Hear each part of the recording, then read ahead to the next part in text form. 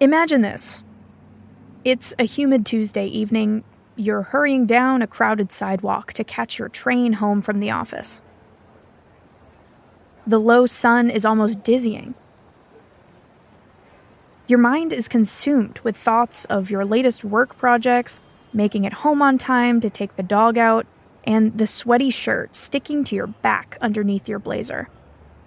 But then, your foot catches on a curb and you fall onto the sidewalk. You throw out your hands just in time to catch yourself, but a sharp pain mingles with the burn of the asphalt.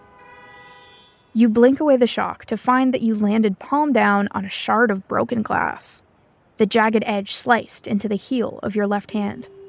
You scramble to your feet.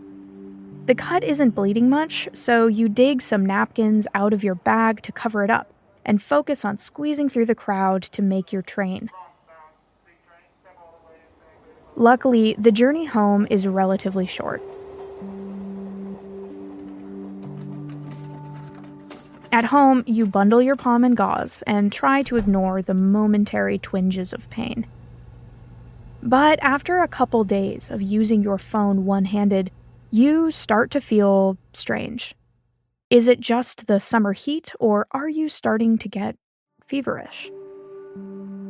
When you unwrap the cut on your hand, you find it swollen. It's throbbing and hot to the touch.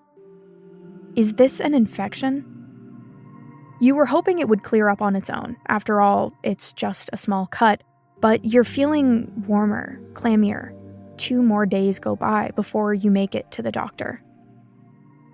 The exam room is filled with a sharp, familiar medical smell. A mixture of latex, rubbing alcohol, and nose-burning, heavy-duty floor cleaner. Finally, the doctor comes in. You wince as she unwraps your bandage and swabs a fluid sample from your tender wound.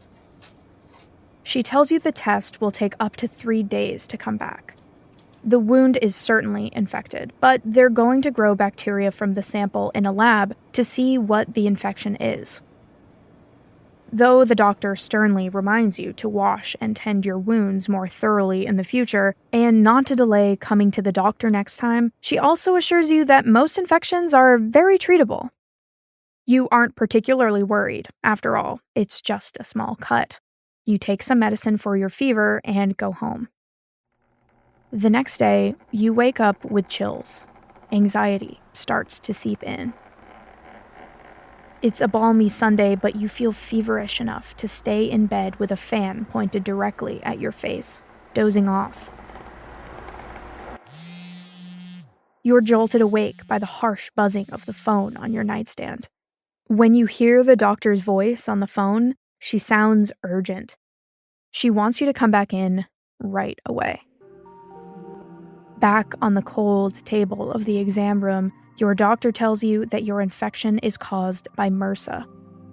The name rings a bell, maybe from something you saw on TV, but you aren't sure exactly what it is. The word still makes you nauseous. The doctor starts rattling off an explanation. MRSA is a type of staph infection. It's difficult to treat since it can be resistant to many antibiotics. There are only a small handful of medicines that can treat it. The bacteria infected the cut on your hand, and now it's likely in your bloodstream. In the weeks that ensue, you're back and forth from the doctor's office, struggling with worsening symptoms. A rash creeps across your hand. Your head is pounding and aching constantly. One antibiotic after another proves ineffective, and now you find yourself in the ER with an IV of the strongest antibiotic and a narrowing pool of treatment options. All from a small cut. This is an example of a so-called superbug, and they're becoming increasingly common. Today, even healthy people are getting sick from bacteria that have evolved to survive our strongest tools, antibiotics. If we continue along this path, these superbugs are only going to get harder to manage. But doctors and researchers are helping to change our course by leaning on the latest tools, even artificial intelligence and machine learning, to understand the problem and find new treatments. This is Season 3 of Science Will Win, and I'll be your host, Jeremiah Owyang. I'm an entrepreneur, investor, and tech industry analyst. I'm passionate about emerging technologies and the way they can shape our world. In past seasons, we covered the science behind gene therapy and oncology, but this season, we're talking artificial intelligence, or AI. Specifically how AI can help the scientific community overcome one of the greatest challenges facing humanity: antimicrobial resistance, or AMR for short.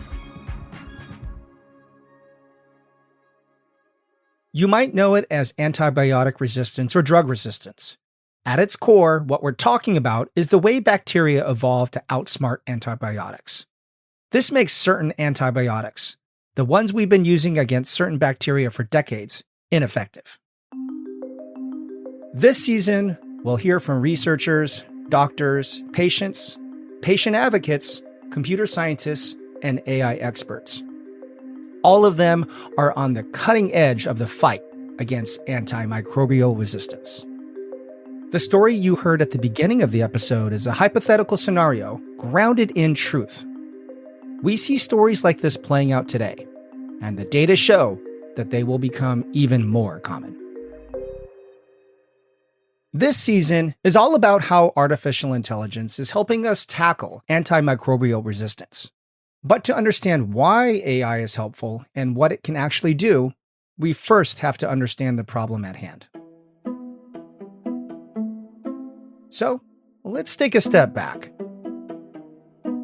You're probably familiar with antibiotics. You might be prescribed them when you're sick with a bacterial infection. And then, well, they kill the infection inside of you. But antibiotics as we know them today are a relatively new tool. You might have even heard the story of the discovery of penicillin, a sort of magical accident. It's 1928.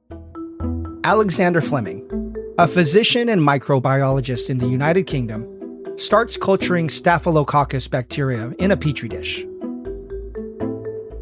He goes away on vacation and comes back to find that the dish has been contaminated with some kind of mold.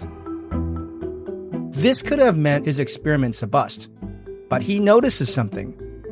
Where the mold is growing, the bacteria is not. It turns out the mold produced a chemical that kills bacteria. Fleming would call that chemical penicillin. How do antibiotics work? When you really get down to it, what do they do? It's really pretty simple. An antibiotic will inhibit the bacteria from surviving. And there's different ways to do that. That's Jay Purdy. I'm the Vice President and Therapeutic AreaLead in Global Medical Affairs here at Pfizer for antibacterial and antifungal programs. Jay has a keen understanding of the problem because before he was working at Pfizer, he was actually a practicing physician. The important issue for me has always been taking care of patients. And I found as an infectious disease physician, some of my patients died because I didn't have effective antibiotics. And that bothers me. It bothers all physicians when you don't have the tools that you need to save lives.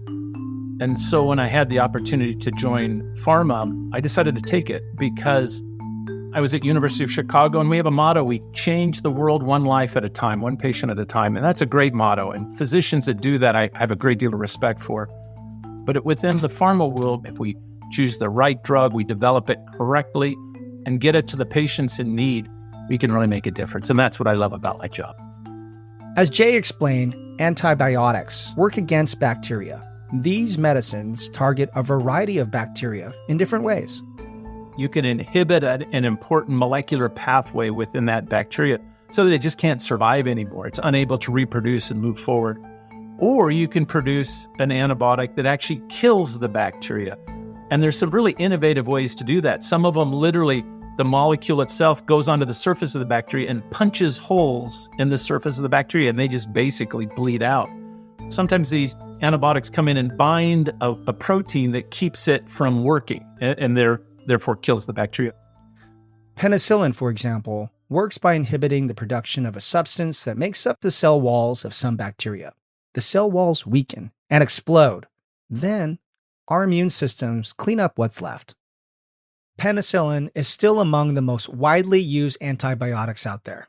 But what you might not know is that Alexander Fleming himself never actually turned his discovery into a reliable medicine. Fleming, and several other chemists he recruited for help, tried for years to isolate penicillin from the mold that produced it. Eventually, they all gave up. But the promise of a drug that could kill bacteria, vanquish infection, it was alluring and badly needed.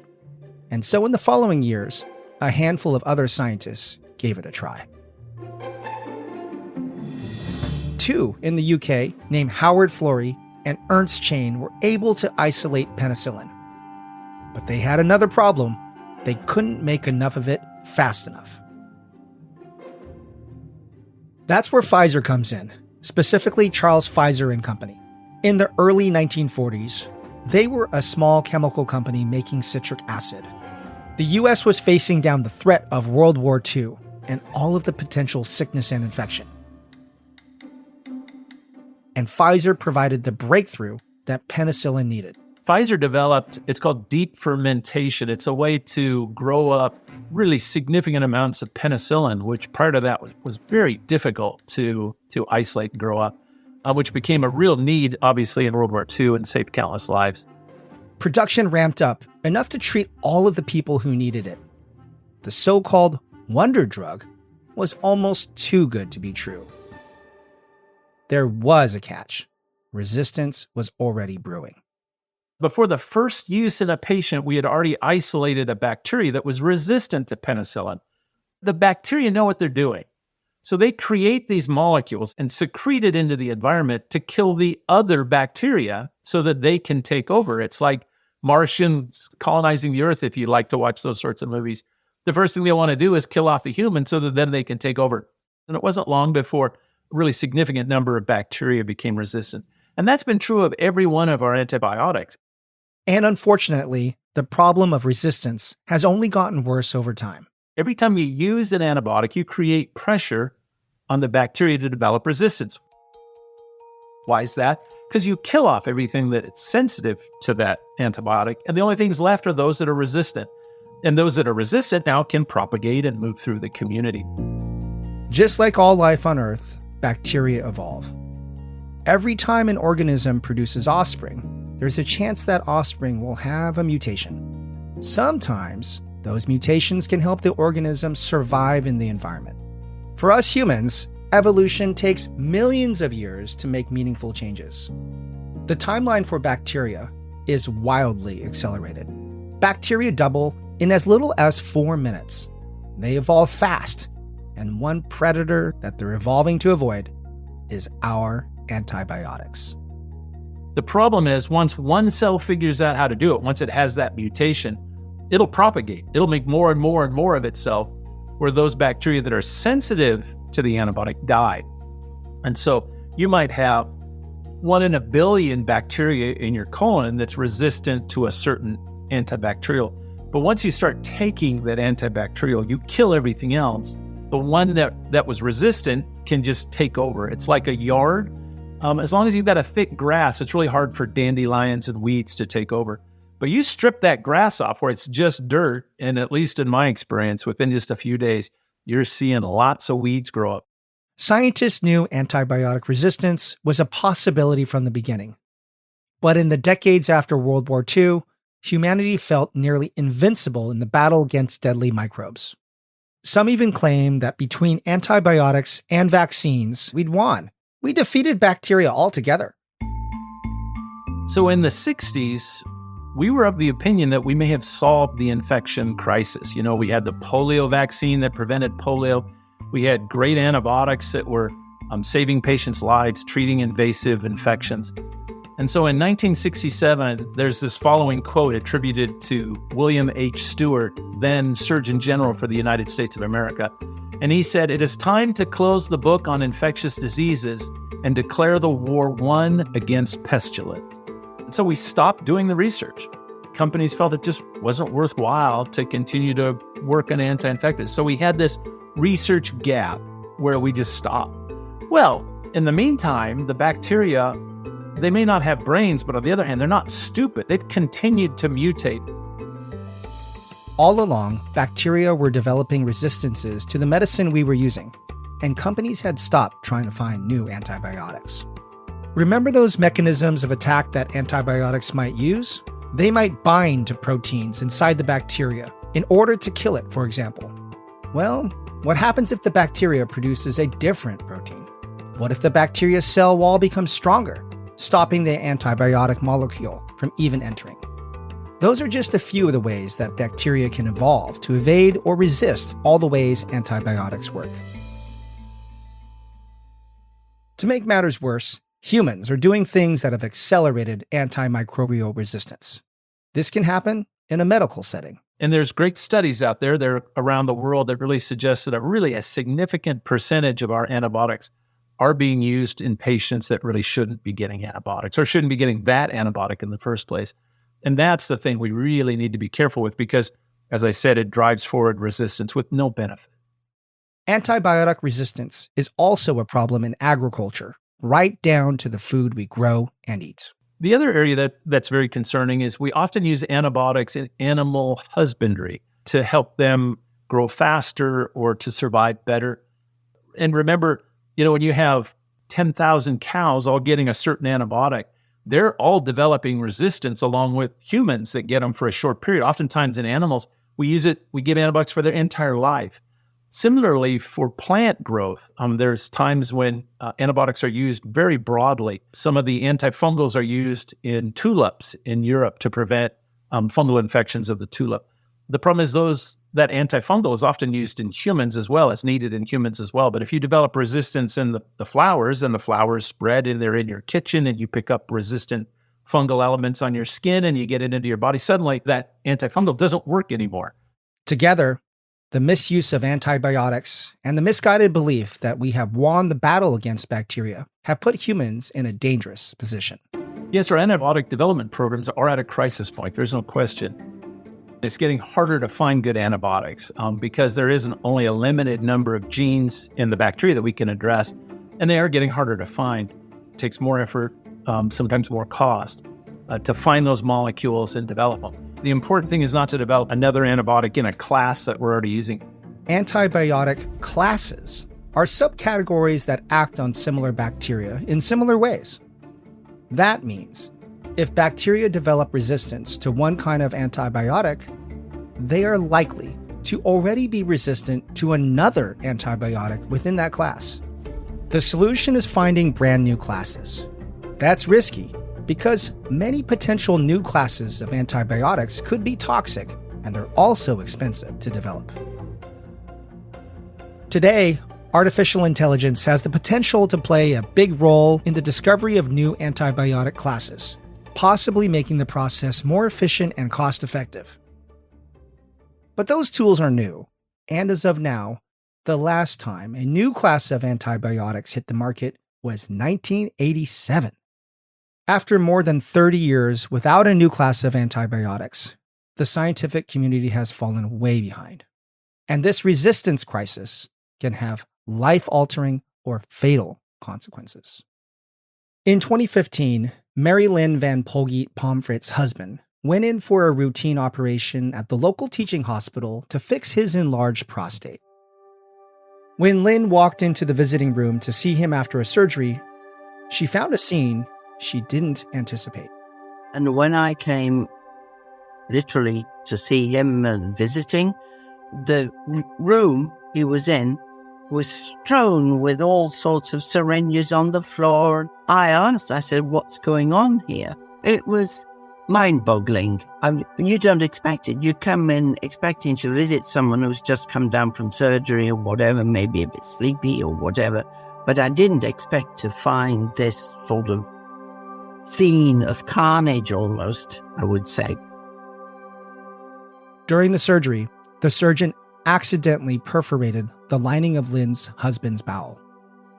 As a result of the accident, Lynne's husband had been infected with 2 different antibiotic-resistant bacteria. The doctors put Lynne's husband on strong IV antibiotics to fight the infection, but he was, and still is, unable to recover fully. Well, he has lots of abdominal and bowel issues as a result, but it's more a nuisance factor. Let's put it this way. But these bacteria, if you like, they're silent monsters at the moment and have been for a few years. But yeah, what can you do? I mean, there's no cure. The bacteria in Lynne's husband are going to impact him for the rest of his life, or until researchers find a cure. While the bacteria usually cause mild symptoms, his condition could potentially get worse at any time, and he's susceptible to other infections. They raise their ugly head each time you have to go to hospital for any intervention at all. You're put in isolation, you go through the whole rigmarole of that because, yeah, these bacteria are there, and of course they're worried sick. Lynne has worked as a patient advocate for years. In 2011, she became president of the World Federation of Incontinence and Pelvic Problems, or WFIPP. Her work as an advocate prepared her to navigate the medical system on behalf of her husband, but she didn't know much about antimicrobial resistance until her husband's infection. Now, AMR has become a larger part of Lynne's advocacy work as resistant infections become more common, like in urinary tract infections or UTIs. Now, what happens so often that somebody might go to the GP, they get one dose of antibiotics. They don't work. So then they get another one and another one. So in the end, the resistance is increasing exponentially in UTIs. So it's a vicious circle. You're giving antibiotics that in the end are non-effective. The cost is enormous because the problem isn't solved. So it's something that we see on a daily basis. And it may sound, it's just a UTI, bladder infection, whatever. No, that's just one example of how we need to tackle this famous silent tsunami of antimicrobial resistance. And of course, in the long run, those UTIs, if not treated, can lead to far more serious issues. The World Health Organization has declared AMR as one of the top 10 global public health threats facing humanity. Antibiotic resistance is on the rise. Without coordinated, effective global action, annual deaths from AMR could reach 10 million by 2050. There is hope our prognosis could improve. And if we bring all the bits of the jigsaw puzzle together and make sure that the focus is on AMR and what it means, pool your resources and make sure that we all work towards finding as best a solution as we can. We've reached a turning point. After falling so far behind, the scientific community needs to prioritize both the effective use of existing antibiotics and discovery of new classes of antibiotics to address the challenges posed by AMR. Today, Jay Purdy says that means using the most sophisticated technology we have, artificial intelligence. So artificial intelligence is a very important tool that we can use to determine risk factors on how to treat patients, how best to treat them, when to escalate to more expensive or more aggressive antibiotics.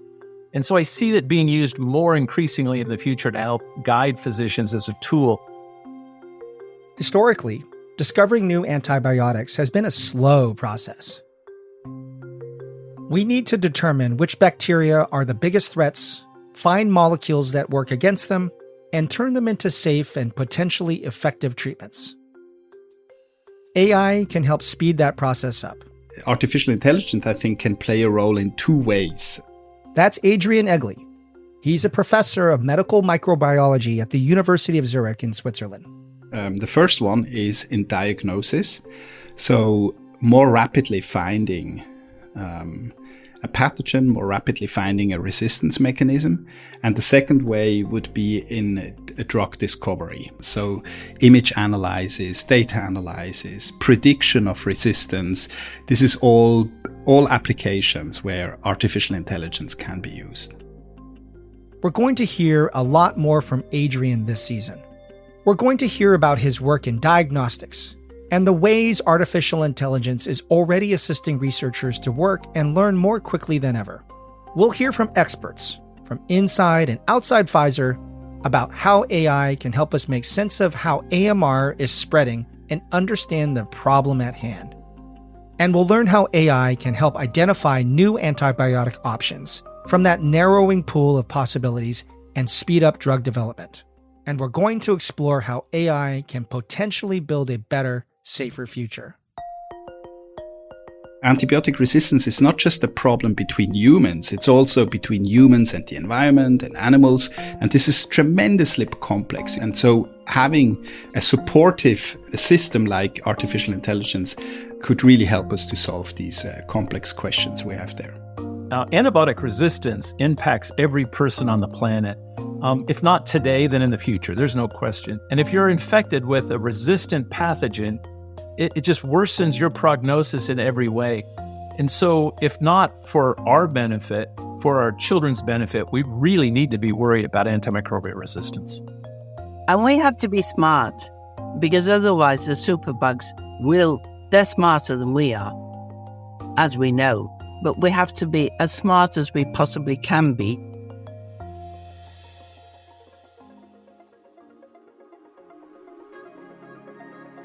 Next time on Science Will Win, we're going to start piecing together how artificial intelligence can break down the data and help us understand the problem at hand. How exactly are bacteria evolving? Who is most at risk? And why is it important for all researchers to have access to clear data? And I think especially with new capabilities of algorithms and the breakthroughs we have seen in machine learning literature over the last several years, there are the opportunities that we could not have imagined just a few years ago that now seem within reach. Science Will Win is created by Pfizer and hosted by me, Jeremiah Owyang. It's produced by Wonder Media Network. Please take a minute to rate, review, and follow Science Will Win wherever you get your podcasts. It helps new listeners to find the show. Special thanks to the responsible AI and anti-infective teams at Pfizer, and thank you for listening.